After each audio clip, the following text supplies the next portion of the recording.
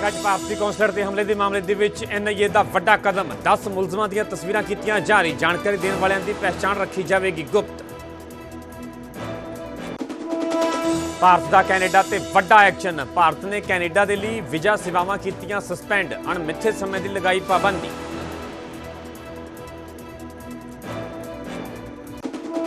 Canada के वसते हिंदुओं ने खुद को दस्या खतरा। PM जस्टिन ट्रूडो को लिखी चिट्ठी। क्या कुछ खालिस्तानी अंसर दे रहे हैं धमकियां। इसनूं मन्निया जाए हेट क्राइम।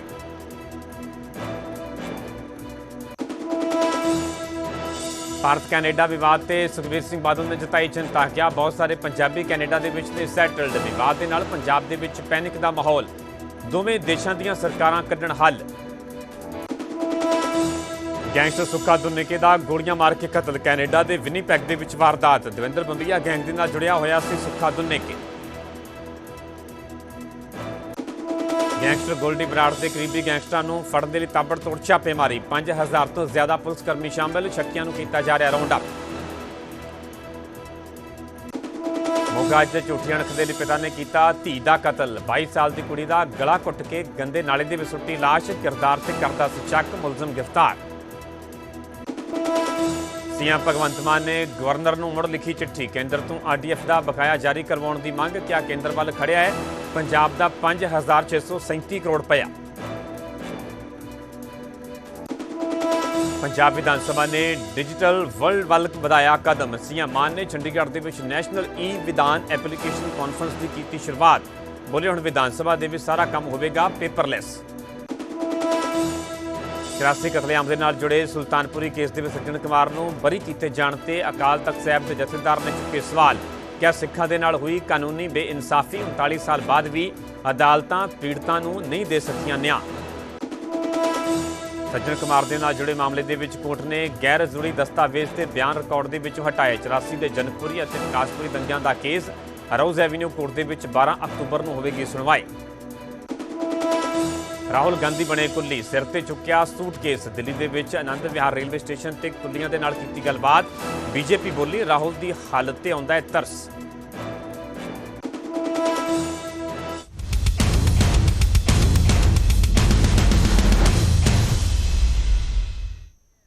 सत श्री अकाल, तुसीं वेख रहे हो न्यूज़ 18 पंजाब। हरियाणा मैं परमिंदर सिंह तेजा। सारे दर्शकों का बुलेटिन स्वागत है। शुरुआत करांगे वड्डी खबर तो। अमरीका के विच भारतीय कौंसलर ते हमले के मामले के नाल जुड़ी हुई वड्डी खबर है। NIA ने 10 मुलजमां दी तस्वीरां जारी कीतियां ने। आम लोगों तो मुलजमां बारे जानकारी मंगी गई है। जानकारी देने वालों की पहचान गुप्त रखी जाएगी। NIA के वालों साफ किया गया। NIA ने नंबर भी जारी किया है। नंबर है 011 इस अलावा 243 68 800 ते 0172 268 2900 268 2901 ये नंबर जोड़े कि जारी किए गए हैं। जानकारी देने के लिए do.nia@gov.in मेल ID भी जारी की गई है। मार्च के दरअसल भारतीय कौंसलर से हमला होया सीगा। 18 ते 19 की रात को कुछ खालिस्तानी समर्थकों ने कौंसलर की भंनतोड़ की सी। कौंसलर को अग ला के सड़न की भी कोशिश की थी, जिस तो बाद NIA के वालों पूरे मामले के जांच शुरू की जाती है। तो हुण NIA के वालों 10 मुलजमां दी तस्वीरां जारी कीतियां ने। तुहानूं तस्वीरां विखा रहे जिहड़े मुलजमां दी तस्वीरां जारी कीतियां ने। ते आम लोगों तो इन्हां मुलजमां बारे जानकारी मंगी गई है। जिस नूं लैके बकायदा एक मेल ID जारी की गई है। मोबाइल नंबर जारी किए गए हैं। जेकर किसी कोल भी इन्हां मुलजमां बारे इन्हां बारे कोई भी जानकारी है तो NIA तक पहुँचाई जा सकती है। जिस दे वालों भी जानकारी दी जाएगी उसकी पहचान गुप्त रखी जाएगी। नंबर एक बार फिर असीं जिक्र कर दें। NIA ने नंबर जारी किए 011 243 68 800 0172 268 2900 ते 268 2901 ये नंबर जारी किए गए। नंबरों से संपर्क इन्होंने मुलजमां बारे जानकारी दी जा सकती है। इस खबर से ज़्यादा जानकारी लिए साडे सहयोगी तजिंदर सोढी जुड़ चुके हैं। तजिंदर, अमरीका के विच भारतीय कौंसलर के हमले के मामले के NIA के वड्डा एक्शन लिया गया। बकायदा तस्वीरां जारी कर दी गई ने। लोगों तो जानकारी मंगी गई है। की कोई जानकारी? देखो, भारत ने एक गल स्पष्ट कर दी है कि जिहड़े लोग भारत की सॉवरनिटी ते हमला करनगे उन्होंने आइडेंटिफाई किया जाएगा, उन्होंने ते एक्शन लिया जाएगा। कल भी असीं देखिया सीगा कि NIA ने कुछ फोटोज रिलीज कीते सी जिहड़ा कैनेडा बेस्ड जिहड़े गैंगस्टर्स हैगे। अज NIA ने 10 वांटेड जिहड़े एक्यूज हैगे जिन्हां ने मार्च 2023 विच इंडियन काउंसलेट जिहड़ा हैगा सैन फ्रांसिस्को अमेरिका दे विच उत्थे उपर हमला कीता सी, अगजनी दी कार्रवाई कीती सी, पत्थरबाजी कीती सी। ਤੇ ਅੱਜ NIA ਨੇ ਇਹਨਾਂ 10 ਲੋਕਾਂ ਦੇ ਪੋਸਟਰ ਜਾਰੀ ਕੀਤੇ ਹੋਏ ਨੇ ਤੇ ਇਹ ਕਿਹਾ ਹੋਇਆ ਕਿ ਅਗਰ ਤੁਹਾਨੂੰ ਇਹਨਾਂ ਲੋਕਾਂ ਦੇ ਬਾਰੇ ਕੁਝ ਵੀ ਜਾਣਕਾਰੀ ਹੈ ਤੇ NIA ਨੂੰ ਉਹਦੀ ਜਾਣਕਾਰੀ ਸ਼ੇਅਰ ਕੀਤੀ ਜਾਏ WhatsApp ਦੇ ਜ਼ਰੀਏ ਜਾਂ ਕਾਲ ਕਰਕੇ ਜਾਂ ਈਮੇਲ ਕਰਕੇ। ਤੇ ਲੋਕਾਂ ਨੂੰ ਇਹ ਵੀ ਕਿਹਾ ਹੈਗਾ ਕਿ ਜਿਹੜੇ ਇਹ ਜਾਣਕਾਰੀ ਸ਼ੇਅਰ ਕਰਨਗੇ NIA ਨਾਲ, ਉਹਨਾਂ ਦੀ ਜਿਹੜੀ ਜਾਣਕਾਰੀ ਹੈ ਉਹ ਗੁਪਤ ਰੱਖੀ ਜਾਏਗੀ, ਉਹਨਾਂ ਦੀ ਡਿਸਕਲੋਜ਼ ਨਹੀਂ ਕੀਤਾ ਜਾਏਗਾ। ਇਹ ਮਾਰਚ 19 ਦੀ ਘਟਨਾ ਹੈ ਜਦੋਂ ਇਹਨਾਂ ਲੋਕਾਂ ਨੇ ਸੈਨ ਫਰਾਂਸਿਸਕੋ ਵਿੱਚ ਜਿਹੜਾ ਇੰਡੀਅਨ ਦੂਤਾਵਾਸ ਹੈਗਾ, ਜਿਹੜਾ ਇੰਡੀਅਨ ਕਾਉਂਸਲੇਟ ਹੈਗਾ, ਉਹਦੇ ਤੇ ਹਮਲਾ ਕੀਤਾ ਸੀ। ਉੱਥੇ ਪੱਥਰਬਾਜ਼ੀ ਕੀਤੀ ਸੀ, ਅਗਜ਼ਨੀ ਕੀਤੀ ਸੀ, ਭਾਰਤ ਦੇ ਜਿਹੜੇ ਤਿਰੰਗਾ ਹੈਗਾ ਉਹਨੂੰ ਡੈਸੀਕਰੇਟ ਕਰਨ ਦੀ ਕੋਸ਼ਿਸ਼ ਕੀਤੀ ਸੀਗੀ ਤੇ ਖਾਲਿਸਤਾਨ ਦੇ ਝੰਡੇ ਫਹਿਰਾਏ ਸੀਗੇ। ਤੇ ਉਹਦੇ ਬਾਅਦ ਹੀ ਹੁਣ NIA ਨੇ ਸ਼ਿਕੰਜਾ ਕੱਸਿਆ ਹੋਇਆ ਤੇ ਇਹਨਾਂ ਲੋਕਾਂ ਨੂੰ 10 ਲੋਕਾਂ ਦੇ ਪੋਸਟਰ ਜਾਰੀ ਕੀਤੇ ਹੋਏ। ਲੋਕਾਂ ਨੂੰ ਇਹ ਅਪੀਲ ਕੀਤੀ ਹੈ ਕਿ ਇਹਨਾਂ ਦਾ ਨਾਂ, ਫੋਨ ਨੰਬਰ, ਇਹਨਾਂ ਦਾ ਐਡਰੈਸ, ਇਹ ਕਿੱਥੇ ਦੇ ਰਹਿਣ ਵਾਲੇ ਨੇ, ਇਹਨਾਂ ਦਾ ਡਿਸਟ੍ਰਿਕਟ ਕੀ ਹੈਗਾ, ਇਹਨਾਂ ਦੇ ਪਾਸਪੋਰਟ ਦੀ ਡਿਟੇਲ ਤੇ ਇਹਨਾਂ ਦੀ ਨੈਸ਼ਨੈਲਿਟੀ ਕੀ ਹੈਗਾ, ਕਿ ਇਹ ਇੰਡੀਅਨ ਨੈਸ਼ਨਲ ਹੈਗੇ, ਪਾਕਿਸਤਾਨੀ ਹੈਗੇ ਜਾਂ ਅਮਰੀਕਾ ਦੇ ਨਾਗਰਿਕ ਹੈਗੇ, ਇਹਨਾਂ ਦੀ ਡਿਟੇਲ ਜਿਹੜੀ ਹੈ NIA ਨੂੰ ਦਿੱਤੀ ਜਾਏ। ਜੀ ਠੀਕ ਹੈ ਤਜਿੰਦਰ, ਪੂਰੀ ਜਾਣਕਾਰੀ ਲਈ ਬਹੁਤ ਬਹੁਤ ਧੰਨਵਾਦ। ਸੇ ਵੱਡੀ ਖਬਰ ਜੁੜੀ ਹੋਈ ਹੈ ਅਮਰੀਕਾ ਦੇ ਵਿੱਚ ਭਾਰਤੀ ਕੌਂਸਲੇਟ ਤੇ ਹਮਲੇ ਦੇ ਮਾਮਲੇ ਦੇ ਨਾਲ, ਜਿਸ ਨੂੰ ਲੈ ਕੇ NIA ਦੇ ਵੱਲੋਂ 10 ਮੁਲਜ਼ਮਾਂ ਦੀਆਂ ਤਸਵੀਰਾਂ ਜਾਰੀ ਕੀਤੀਆਂ ਗਈਆਂ, ਜਿਹੜੀਆਂ ਤਸਵੀਰਾਂ ਅਸੀਂ ਲਗਾਤਾਰ ਵਿਖਾ ਵੀ ਰਹੇ ਹਾਂ। ਤੇ ਇਹਨਾਂ ਮੁਲਜ਼ਮਾਂ ਬਾਰੇ ਆਮ ਲੋਕਾਂ ਤੋਂ ਜਾਣਕਾਰੀ ਮੰਗੀ ਗਈ ਹੈ ਤੇ ਜਾਣਕਾਰੀ ਦੇਣ ਵਾਲਿਆਂ ਦੀ ਪਹਿਚਾਣ ਗੁਪਤ ਰੱਖੀ ਜਾਵੇਗੀ। ਇਸ ਨੂੰ ਲੈ ਕੇ ਬਕਾਇਦਾ ਮੋਬਾਈਲ ਨੰਬਰ ਤੇ ਇੱਕ ਮੇਲ ID ਵੀ ਜਾਰੀ ਕੀਤੀ ਗਈ ਹੈ, ਜਿਸ ਦੇ ਵੱਲੋਂ ਵੀ ਕੋਈ ਜਾਣਕਾਰੀ ਇਹਨਾਂ ਮੁਲਜ਼ਮਾਂ ਬਾਰੇ ਦਿੱਤੀ ਜਾਂਦੀ ਹੈ, ਉਹਨਾਂ ਦੀ ਪਹਿਚਾਣ ਗੁਪਤ ਰੱਖੀ ਜਾਵੇਗੀ, ਉਹਨਾਂ ਦੀ ਜਾਣਕਾਰੀ ਕਿਸੇ ਵੀ ਜਨਤਕ ਨਹੀਂ ਹੋਣ ਦਿੱਤੀ ਜਾਵੇਗੀ। ਤੇ ਇਸ ਨੂੰ ਲੈ ਕੇ ਹੁਣ ਵੱਡਾ ਐਕਸ਼ਨ ਜਿਹੜਾ NIA ਦਾ ਨਜ਼ਰ ਆਇਆ। 10 ਮੁਲਜ਼ਮਾਂ ਦੀਆਂ ਤਸਵੀਰਾਂ ਜਾਰੀ ਕਰਦੇ ਹੋਏ ਆਮ ਲੋਕਾਂ ਤੋਂ ਸਹਿਯੋਗ ਮੰਗਿਆ ਗਿਆ, ਆਮ ਲੋਕਾਂ ਤੋਂ ਜਾਣਕਾਰੀ ਮੰਗੀ ਗਈ ਹੈ।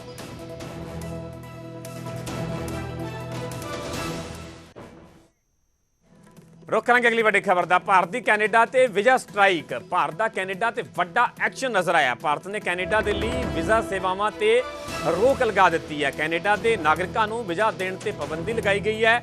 ਫਿਲਹਾਲ ਕੈਨੇਡਾ ਦੇ ਨਾਗਰਿਕਾਂ ਨੂੰ ਭਾਰਤ ਦਾ ਵੀਜ਼ਾ ਨਹੀਂ ਮਿਲੇਗਾ। ਅਣਮਿੱਥੇ ਸਮੇਂ ਦੇ ਲਈ ਇਹ ਪਾਬੰਦੀ ਲਗਾਈ ਗਈ ਹੈ। ਕੱਲ੍ਹ ਵਿਦੇਸ਼ ਮੰਤਰਾਲੇ ਨੇ ਕੈਨੇਡਾ ਦੇ ਵਿੱਚ ਆਪਣੇ ਨਾਗਰਿਕਾਂ ਦੇ ਲਈ ਐਡਵਾਈਜ਼ਰੀ ਜਾਰੀ ਕੀਤੀ, ਜਿਸ ਦੇ ਵਿੱਚ ਹੇਟ ਕ੍ਰਾਈਮ ਤੇ ਕੈਨੇਡਾ ਦੇ ਵਿੱਚ ਸੁਰੱਖਿਆ ਨੂੰ ਲੈ ਕੇ ਨਾਗਰਿਕਾਂ ਨੂੰ ਕੈਨੇਡਾ ਦੇ ਵਿੱਚ ਯਾਤਰਾ ਦੇ ਦੌਰਾਨ ਸਾਵਧਾਨੀ ਵਰਤਣ ਦੀ ਸਲਾਹ ਦਿੱਤੀ ਸੀ। ਇਸ ਦੇ ਵਿਚਾਲੇ ਹੁਣ ਭਾਰਤ ਦਾ ਇਹ ਵੱਡਾ ਐਕਸ਼ਨ ਨਜ਼ਰ ਆਇਆ। ਭਾਰਤ ਨੇ ਕੈਨੇਡਾ ਦੇ ਲਈ ਵੀਜ਼ਾ ਸੇਵਾਵਾਂ ਤੇ ਰੋਕ ਲਗਾ ਦਿੱਤੀ ਹੈ।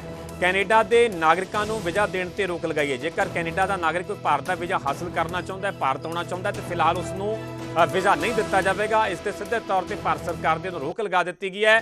ਦਰਅਸਲ ਜੇਕਰ ਪੂਰੇ ਵਿਵਾਦ ਦੀ ਸ਼ੁਰੂਆਤ ਦੀ ਗੱਲ ਕੀਤੀ ਜਾਵੇ ਤਾਂ ਪਿਛਲੇ ਦਿਨੀ ਕੈਨੇਡਾ ਦੀ ਪਾਰਲੀਮੈਂਟ ਦੇ ਵਿੱਚ ਹੀ ਕੈਨੇਡਾ ਦੇ ਜਿਹੜੇ ਪ੍ਰਧਾਨ ਮੰਤਰੀ ਜਸਟਿਨ ਟਰੂਡੋ ਦੇ ਵੱਲੋਂ ਭਾਰਤ ਸਰਕਾਰ ਤੇ ਵੱਡਾ ਜਿਹੜਾ ਕਿ ਇਲਜ਼ਾਮ ਲਗਾਇਆ ਜਾਂਦਾ ਹੈ, ਗੰਭੀਰ ਇਲਜ਼ਾਮ ਲਗਾਇਆ ਜਾਂਦਾ ਹੈ। ਹਰਦੀਪ ਸਿੰਘ ਨਿੱਜਰ ਦੇ ਕਤਲ ਨੂੰ ਲੈ ਕੇ ਸਿੱਧੇ ਤੌਰ ਤੇ ਭਾਰਤ ਨੂੰ ਜ਼ਿੰਮੇਵਾਰ ਠਹਿਰਾ ਦਿੱਤਾ ਜਾਂਦਾ। ਉਸ ਤੋਂ ਬਾਅਦ ਭਾਰਤ ਦੇ ਵੱਲੋਂ ਵੱਡਾ ਐਕਸ਼ਨ ਲਿਆ ਜਾਂਦਾ ਹੈ। ਜੋ ਭਾਰਤ ਦੇ ਵਿੱਚ ਕੈਨੇਡਾ ਦਾ ਡਿਪਲੋਮੈਟ ਸੀ, ਉਸ ਨੂੰ ਬਾਹਰ ਦਾ ਰਸਤਾ ਵਿਖਾ ਦਿੱਤਾ ਜਾਂਦਾ। 5 ਦਿਨਾਂ ਦੇ ਵਿੱਚ ਦੇਸ਼ ਛੱਡਣ ਦੇ ਲਈ ਕਿਹਾ ਜਾਂਦਾ ਹੈ। ਤੇ ਇਸ ਤੋਂ ਬਾਅਦ ਲਗਾਤਾਰ ਜਿਹੜਾ ਵਿਵਾਦ ਆ ਹੁਣ ਵਾਧਾ ਹੋਇਆ ਨਜ਼ਰ ਆ ਰਿਹਾ। ਤੇ ਇਸ ਦੇ ਵਿਚਾਲੇ ਹੁਣ ਭਾਰਤ ਸਰਕਾਰ ਦੇ ਲਈ ਵੱਡਾ ਫੈਸਲਾ ਲਿਆ ਗਿਆ ਹੈ। ਭਾਰਤ ਨੇ ਕੈਨੇਡਾ ਦੇ ਲਈ ਵੀਜ਼ਾ ਸੇਵਾਵਾਂ ਤੇ ਰੋਕ ਲਗਾ ਦਿੱਤੀ ਹੈ। ਕੈਨੇਡਾ ਦੇ ਨਾਗਰਿਕਾਂ ਨੂੰ ਵੀਜ਼ਾ ਦੇਣ ਤੇ ਦਰਅਸਲ ਰੋਕ ਲਗਾਈ ਹੈ।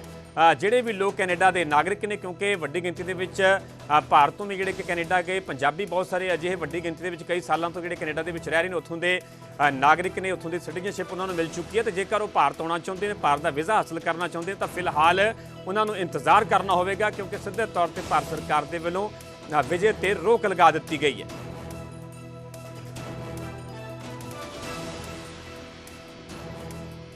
ਮੰਤਰੀ ਜਸਟਿਨ ਟਰੂਡੋ ਦੇ ਬਿਆਨ ਤੋਂ ਬਾਅਦ ਦੋਵੇਂ ਮੁਲਕਾਂ ਦੇ ਵਿਚਾਲੇ ਤਲਖੀ ਦੇਖਣ ਨੂੰ ਮਿਲ ਰਹੀ ਹੈ। ਭਾਰਤ ਸਰਕਾਰ ਨੇ ਹੁਣ ਵੱਡਾ ਕਦਮ ਚੁੱਕਦੇ ਹੋਏ ਕੈਨੇਡਾ ਦੇ ਨਾਗਰਿਕਾਂ ਤੇ ਵੀਜ਼ਾ ਦੀ ਪਾਬੰਦੀ ਲਗਾ ਦਿੱਤੀ ਹੈ। ਅਗਲੇ ਹੁਕਮਾਂ ਤੱਕ ਹੁਣ ਕੈਨੇਡਾ ਦੇ ਨਾਗਰਿਕਾਂ ਨੂੰ ਭਾਰਤੀ ਵੀਜ਼ਾ ਨਹੀਂ ਮਿਲੇਗਾ।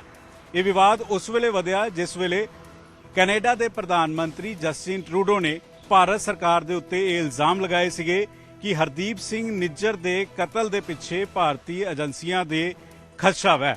ਇਸ ਗੱਲ ਨੂੰ ਲੈ ਕੇ ਭਾਰਤ ਸਰਕਾਰ ਨੇ ਕਰੜਾ ਰੁਖ ਅਪਣਾਇਆ ਔਰ ਇਸ ਗੱਲ ਤੇ ਇਤਰਾਜ਼ ਜ਼ਾਹਰ ਕੀਤਾ ਔਰ ਇਹ ਕਿਹਾ ਕਿ ਕੈਨੇਡਾ ਦੇ ਪ੍ਰਧਾਨ ਮੰਤਰੀ ਜਾਣਬੁੱਝ ਕੇ ਇਸ ਤਰੀਕੇ ਨਾਲ ਭਾਰਤ ਨੂੰ ਬਦਨਾਮ ਕਰ ਰਹੇ ਨੇ। ਇਸ ਤੋਂ ਬਾਅਦ ਦੋਵਾਂ ਮੁਲਕਾਂ ਦੇ ਵੱਲੋਂ ਐਡਵਾਈਜ਼ਰੀ ਜਾਰੀ ਕੀਤੀ ਗਈ ਔਰ ਇਹ ਭਾਰਤ ਸਰਕਾਰ ਦੇ ਵੱਲੋਂ ਐਡਵਾਈਜ਼ਰੀ ਜਾਰੀ ਕੀਤੀ ਗਈ ਸੀ, ਜਿਸ ਵਿੱਚ ਕਿਹਾ ਗਿਆ ਸੀ ਕਿ ਕੈਨੇਡਾ ਦੇ ਵਿੱਚ ਰਹਿਣ ਵਾਲੇ ਭਾਰਤੀ ਨਾਗਰਿਕ ਉਹਨਾਂ ਇਲਾਕਿਆਂ ਦੇ ਵਿੱਚ ਨਾ ਜਾਣ ਜਿੱਥੇ ਹੇਟ ਸਪੀਚ ਹੁੰਦੀ ਹੈ ਜਾਂ ਹੇਟ ਸਪੀਚ ਹੋਣ ਦੀ ਸੰਭਾਵਨਾ ਹੈ। ਦੂਜੇ ਪਾਸੇ ਕੈਨੇਡਾ ਦੇ ਵੱਲੋਂ ਵੀ ਐਡਵਾਈਜ਼ਰੀ ਜਾਰੀ ਕੀਤੀ ਗਈ ਔਰ ਇਹ ਕਿਹਾ ਕਿ ਭਾਰਤ ਦੇ ਵਿੱਚ ਜਿਹੜੇ ਪਾਕਿਸਤਾਨ ਦੇ ਨਾਲ ਲੱਗਦੀ ਬਾਰਡਰ ਹੈ ਉਹਨਾਂ ਇਲਾਕਿਆਂ ਦੇ ਵਿੱਚ ਕੈਨੇਡਾ ਦੇ ਨਾਗਰਿਕ ਨਾ ਜਾਣ। ਪਿਛਲੇ ਕੁਝ ਦਿਨਾਂ ਤੋਂ ਲਗਾਤਾਰ ਦੋਵਾਂ ਮੁਲਕਾਂ ਦੇ ਵਿਚਾਲੇ ਤਲਖੀ ਦੇਖਣ ਨੂੰ ਮਿਲ ਰਹੀ ਹੈ ਔਰ ਭਾਰਤ ਸਰਕਾਰ ਇਸ ਮੁੱਦੇ ਦੇ ਉੱਤੇ ਪਹਿਲੀ ਵਾਰ ਹੈ ਕਿ ਇੰਨਾ ਕੜਰਾ ਰੁਖ ਬਣਾ ਰਹੀ ਹੈ, ਕਿਉਂਕਿ ਭਾਰਤ ਦੇ ਵੱਲੋਂ ਲਗਾਤਾਰ ਕੈਨੇਡਾ ਦੇ ਉੱਤੇ ਇਲਜ਼ਾਮ ਲਗਾਇਆ ਜਾਂਦਾ ਹੈ ਕਿ ਕੈਨੇਡਾ ਦੀ ਧਰਤੀ ਤੇ ਭਾਰਤ ਵਿਰੋਧੀ ਤਾਕਤਾਂ ਲਗਾਤਾਰ ਕੰਮ ਕਰਦੀਆਂ ਨੇ ਔਰ ਇਸ ਦੀ ਪੂਰੀ ਜਾਣਕਾਰੀ ਜਿਹੜੀ ਹੈ ਉਹ ਕੈਨੇਡਾ ਦੇ ਪ੍ਰਧਾਨ ਮੰਤਰੀ ਨੂੰ ਦਿੱਤੀ ਗਈ ਸੀ, ਲੇਕਿਨ ਕੈਨੇਡਾ ਦੇ ਪ੍ਰਧਾਨ ਮੰਤਰੀ ਨੇ ਇਸ ਬਾਬਤ ਕੋਈ ਐਕਸ਼ਨ ਨਹੀਂ ਲਿਆ। ਉੱਤੋਂ ਭਾਰਤ ਦੇ ਉੱਤੇ ਹੀ ਭਾਰਤ ਨੂੰ ਬਦਨਾਮ ਕਰਨ ਦੇ ਇਲਜ਼ਾਮ ਜਿਹੜੇ ਨੇ ਉਹ ਲਗਾ ਦਿੱਤੇ ਨੇ। ਇਸ ਪੂਰੇ ਵਿਵਾਦ ਨੂੰ ਲੈ ਕੇ ਸ਼੍ਰੋਮਣੀ ਅਕਾਲੀ ਦਲ ਦੇ ਸੀਨੀਅਰ ਆਗੂ ਬਿਕਰਮ ਸਿੰਘ ਮਜੀਠੀਆ ਦੇ ਵੱਲੋਂ ਟਵੀਟ ਕੀਤਾ ਗਿਆ। ਉਹਨਾਂ ਟਵੀਟ ਕਰਦੇ ਲਿਖਿਆ ਕਿ ਕੈਨੇਡਾ ਤੇ ਭਾਰਤ ਦੇ ਵਿਚਾਲੇ ਟਕਰਾਅ ਸਭ ਤੋਂ ਮੰਦਭਾਗਾ ਹੈ। ਕੈਨੇਡੀਅਨ ਨਾਗਰਿਕਾਂ ਦੇ ਲਈ ਵੀਜ਼ਾ ਬੰਦ ਕਰਨ ਦੇ ਨਾਲ ਨਾ ਸਿਰਫ ਸਬੰਧਾਂ ਦੇ ਵਿੱਚ ਤਣਾਅ ਪੈਦਾ ਹੋਵੇਗਾ, ਬਲਕਿ ਲੱਖਾਂ ਭਾਰਤੀਆਂ ਦੇ ਲਈ ਵੀ ਮੁਸ਼ਕਲਾਂ ਖੜੀਆਂ ਹੋਣਗੀਆਂ, ਜਿਨ੍ਹਾਂ ਦੇ ਵਿੱਚ ਵੱਡੀ ਗਿਣਤੀ ਦੇ ਵਿੱਚ ਕੈਨੇਡਾ ਦੇ ਵਿੱਚ ਵਸਦੇ ਪੰਜਾਬੀ ਵੀ ਸ਼ਾਮਲ ਹਨ, ਜੋ ਹੁਣ ਕੈਨੇਡੀਅਨ ਨਾਗਰਿਕ ਹਨ। ਮੈਂ ਦੋਵਾਂ ਦੇਸ਼ਾਂ ਦੀਆਂ ਸਰਕਾਰਾਂ ਨੂੰ ਗੱਲਬਾਤ ਦੇ ਰਾਹੀਂ ਮਸਲਿਆਂ ਨੂੰ ਸੁਲਝਾਉਣ ਦੀ ਅਪੀਲ ਕਰਦਾ। ਸਿਰਫ ਇਹੀ ਇੱਕੋ ਇੱਕ ਰਸਤਾ ਹੈ।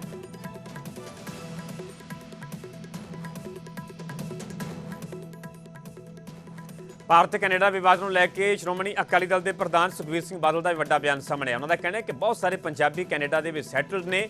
ਇਸ ਵਿਵਾਦ ਦੇ ਨਾਲ ਪੰਜਾਬ ਦੇ ਵਿੱਚ ਪੈਨਿਕ ਹੈ। ਭਾਰਤ ਤੇ ਕੈਨੇਡਾ ਦੀਆਂ ਸਰਕਾਰਾਂ ਇਸ ਵਿਵਾਦ ਦਾ ਹੱਲ ਕੱਢਣ। ਸੋ ਵੱਖ-ਵੱਖ ਪ੍ਰਤੀਕਰਮ ਜਿਹੜੇ ਸਾਹਮਣੇ ਆ ਰਹੇ ਨੇ, ਸਿੱਧੇ ਤੌਰ ਤੇ ਮਸਲੇ ਦਾ ਹੱਲ ਕੱਢਣ ਦੀ ਜਿਹੜੀ ਦੋਵਾਂ ਸਰਕਾਰਾਂ ਨੂੰ ਅਪੀਲ ਕੀਤੀ ਜਾ ਰਹੀ ਹੈ, ਕਿਉਂਕਿ ਹਵਾਲਾ ਦਿੱਤਾ ਜਾ ਰਿਹਾ ਹੈ। ਕਿਉਂਕਿ ਗੱਲ ਪੰਜਾਬ ਦੀ ਕੀਤੀ ਜਾਵੇ ਤਾਂ ਬਹੁਤ ਸਾਰੇ ਵੱਡੀ ਗਿਣਤੀ ਦੇ ਵਿੱਚ ਪੰਜਾਬੀ ਜਿਹੜੇ ਕਿ ਕੈਨੇਡਾ ਦੇ ਵਿੱਚ ਸੈਟਲ ਨੇ। ਬਹੁਤ ਸਾਰੇ ਅਜਿਹੇ ਵਿਦਿਆਰਥੀ ਜਿਹੜੇ ਕਿ +2 ਤੋਂ ਬਾਅਦ ਸਟੱਡੀ ਬੇਸ ਤੇ ਕੈਨੇਡਾ ਦਾ ਰੁਖ ਕਰਦੇ ਤੇ ਇਸ ਦੇ ਵਿਚਾਰ ਲਗਾਤਾਰ ਵੱਖ-ਵੱਖ ਜਿਹੜੇ ਸਿਆਸਤਦਾਨਾਂ ਦੇ ਵੱਖ ਪਾਰਟੀਆਂ ਦੇ ਆਗੂਆਂ ਦੇ ਵੱਲੋਂ ਮੰਗ ਕੀਤੀ ਜਾ ਰਹੀ ਹੈ ਕਿ ਦੋਵੇਂ ਸਰਕਾਰਾਂ ਇਸ ਮਸਲੇ ਦਾ ਹੱਲ ਕੱਢਣ। ਸੁਖਬੀਰ ਸਿੰਘ ਬਾਦਲ ਨੇ ਵੀ ਕਿਹਾ ਕਿ ਬਹੁਤ ਸਾਰੇ ਪੰਜਾਬੀ ਕੈਨੇਡਾ ਦੇ ਵਿੱਚ ਸੈਟਲ ਨੇ ਤੇ ਇਸ ਵਿਵਾਦ ਦੇ ਨਾਲ ਪੰਜਾਬ ਦੇ ਵਿੱਚ ਪੈਨਿਕ ਹੈ। ਭਾਰਤ ਤੇ ਕੈਨੇਡਾ ਦੀਆਂ ਸਰਕਾਰਾਂ ਇਸ ਵਿਵਾਦ ਦਾ ਹੱਲ ਕੱਢਣ।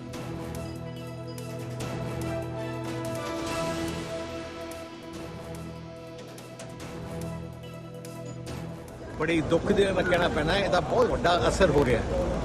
ਮੈਨੂੰ ਪਿਛਲੇ 2 ਦਿਨਾਂ ਦੇ ਅੰਦਰ ਹਜ਼ਾਰਾਂ ਕਾਲ ਆਏ ਹੈ ਪੰਜਾਬ ਦੇ ਵਿੱਚੋਂ ਵੀ ਕੈਨੇਡਾ ਵਿੱਚੋਂ ਵੀ, ਜਿੱਥੇ ਲੋਕਾਂ ਵਿੱਚ ਪੈਨਿਕ ਹੋ ਗਿਆ, ਕਿਉਂਕਿ ਹਰ ਸਾਲ ਹਜ਼ਾਰਾਂ ਨੌਜਵਾਨ ਬੱਚੇ ਕੈਨੇਡਾ ਪੜ੍ਹਨ ਜਾਂਦੇ ਆ। ਬਹੁਤ ਲੋਕ ਆਪਣੇ ਫੈਮਲੀਜ਼ ਨੂੰ ਮਿਲ ਜਾਂਦੇ ਆ, ਉੱਥੋਂ ਫੈਮਲੀਜ਼ ਇੱਥੇ ਆਉਂਦੀਆਂ ਤੇ ਹੁਣ ਇੱਕ ਪੈਨਿਕ ਹੋ ਗਿਆ ਕਿ ਪਤਾ ਨਹੀਂ ਹੋਊਗਾ ਕੀ, ਸਾਡੇ ਬੱਚਿਆਂ ਦਾ ਕੀ ਹੋਊਗਾ, ਕੀ ਅਸੀਂ ਵਾਪਸ ਆ ਸਕਾਂਗੇ, ਕੀ ਸਾਡਾ ਉੱਥੇ ਕੀ ਸਟੇਟਸ ਰਹੂਗਾ। ਸੋ ਇਸ ਗੱਲ ਤੇ ਜੋ ਹਜ਼ਾਰਾਂ ਲੋਕਾਂ ਦੀਆਂ ਜ਼ਿੰਦਗੀਆਂ ਇਫੈਕਟ ਹੋ ਰਹੀਆਂ, ਇੰਡੀਅਨ ਸਿਟੀਜ਼ਨ ਦੀਆਂ, ਜਿਹੜੇ ਸਾਰੇ ਨੈਸ਼ਨਲਿਸਟ ਹੈ, ਸਾਰੇ ਦੇਸ਼ ਵਾਸਤੇ ਆਪਣੀ ਜਾਨ ਕੁਰਬਾਨ ਨੂੰ ਤਿਆਰ ਹੈ। ਪੰਜਾਬ ਤੇ ਪੰਜਾਬੀ ਤੇ ਖਾਸ ਕਰਕੇ ਸਿੱਖ ਇਤਿਹਾਸ ਦੇਖੋ, ਸਭ ਤੋਂ ਵੱਧ ਕੁਰਬਾਨੀਆਂ ਦੇਸ਼ ਦੀ ਆਜ਼ਾਦੀ ਤੇ ਸਿੱਖਾਂ ਨੇ ਦਿੱਤੀਆਂ, ਪੰਜਾਬੀਆਂ ਨੇ ਦਿੱਤੀਆਂ। ਜਦੋਂ ਜੰਗਾਂ ਵੀ ਹੁੰਦੀਆਂ ਪਾਕਿਸਤਾਨ ਨਾਲ, ਬੰਬ ਤਾਂ ਸਾਡੇ ਡਿੱਗਦੇ ਆ ਤੇ ਸਾਡੇ ਜਿਹੜੇ ਪਿੰਡਾਂ ਦੇ ਲੋਕ ਆਪਣੇ ਘਰੋਂ ਰਾਸ਼ਨ ਲੈ ਕੇ ਫੌਜੀਆਂ ਵਾਸਤੇ ਰੋਟੀ ਪਾਣੀ ਦਾ ਇੰਤਜ਼ਾਮ ਕਰਦੇ ਆ। ਪਰ ਜਿਹੜੀ ਸਿਚੁਏਸ਼ਨ ਅੱਜ ਬਣਾਤੀ ਹੈ, ਇਹ ਕਿਵੇਂ ਜਾਰੀ ਹੈ ਕਿ ਸਿੱਖਾਂ ਨੂੰ ਟੈਰਰਿਜ਼ਮ ਨਾਲ ਜੋੜਿਆ ਜਾ ਰਿਹਾ, ਵਿੱਚ ਬਹੁਤ ਗਲਤ ਹੈ। ਤੇ ਆ ਜਿਹੜੇ ਇੰਪ੍ਰੈਸ਼ਨ ਗਲਤ ਜਿਹੜਾ ਬਣਾਇਆ ਜਾ ਰਿਹਾ, ਇਹਨੂੰ ਇੱਕਦਮ ਇਹਨੂੰ ਸਟਾਪ ਕੀਤਾ ਜਾਏ ਤੇ ਇਮੀਡੀਏਟਲੀ ਗਵਰਨਮੈਂਟ ਆਫ ਇੰਡੀਆ ਤੇ ਗਵਰਨਮੈਂਟ ਆਫ ਕੈਨੇਡਾ ਬਹਿ ਕੇ ਇਹਦਾ ਸੋਲੂਸ਼ਨ ਜਲਦੀ ਲੱਭਣ।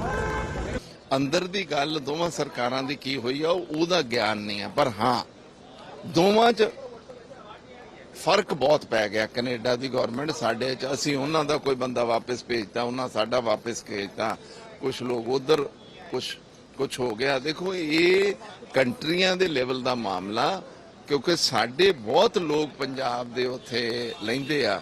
ਮੈਂ ਚਾਹੂੰਗਾ ਕਿ ਇਹ ਜਲਦੀ ਤੋਂ ਜਲਦੀ ਦੋਵੇਂ ਮੁਲਕਾਂ ਨੂੰ ਆਪਸ ਵਿੱਚ बैठ के ਇਹਦਾ निपटारा कर देना चाहिए। ये ना भारत ਲਈ चंगा ना कनेडा ਲਈ चंगा। हम वेट कर रहे हैं प्रधानमंत्री इसके ऊपर कोई अपनी बयान करे, उनके ऊपर अपनी टिप्पणी करे, उसके बाद हम बात करें।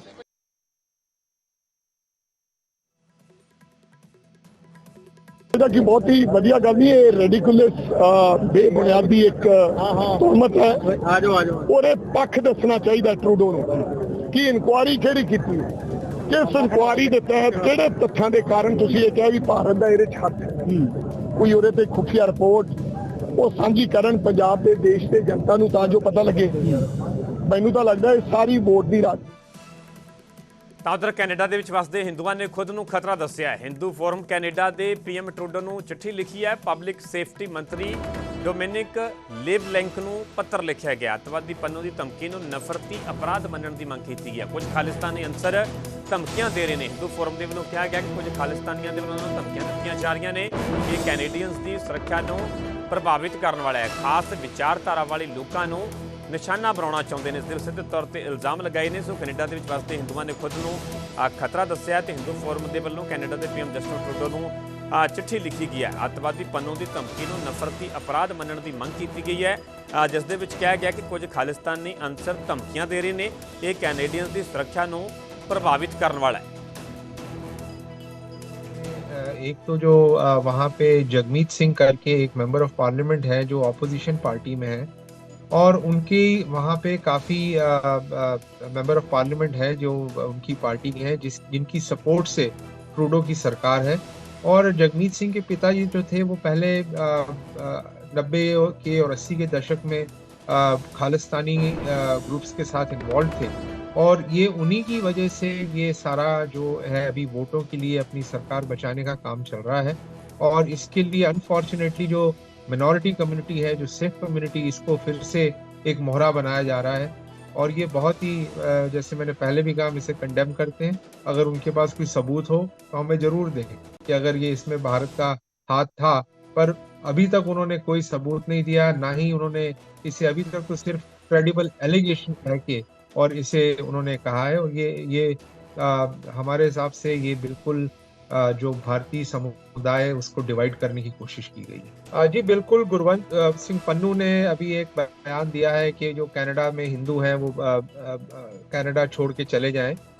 ये एक बहुत ही बचगाना, बहुत ही जिसे कहते हैं घृण वाला बयान है।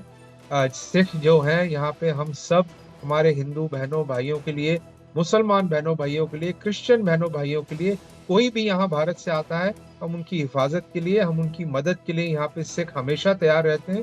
अमेरिका में हिंदू सिख भाईचारा बहुत ही अच्छी तरह से है। हिंदू हमारे भाई बहन गुरुद्वारों में जाते हैं, हम लोग मंदिरों में उनके समारोह में शरीक होते हैं।